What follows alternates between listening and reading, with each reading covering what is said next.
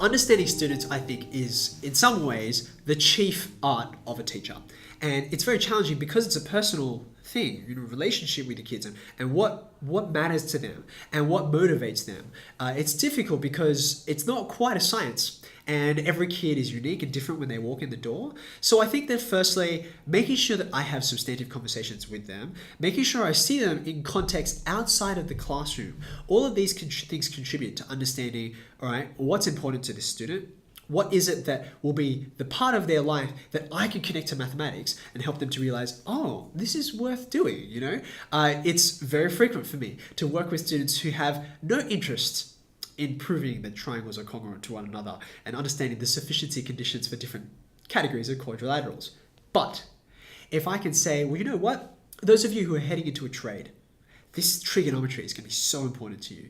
Or those of you who are trying to design something in textiles because you're really interested in that design aspect of things, I can say these will be the bits of financial mathematics or proportion and ratios and measurement that are going to be important to you doing your job effectively and being a great craftsman or craftswoman.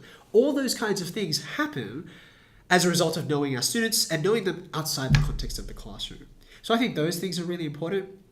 I also reckon that the assessment that I do with students in formal structures, their big exams, their big ticket assessment tasks twice a year, and also the regular little tasks are so vitally important. So I think that I gain a lot out of making sure students are regularly being exposed to, okay, this is what it means to articulate my understanding and express it. Yes, I get it. I know how to answer the question, but can I explain it to others? So putting students in that position of being almost a peer teacher helps me as I watch them actually teach through something. That gives me a real sense of, do you actually understand this or not? I often tell kids, there's understanding to answer the question, to get to the right number at the end. And then there's real understanding of what this is about and why it actually works.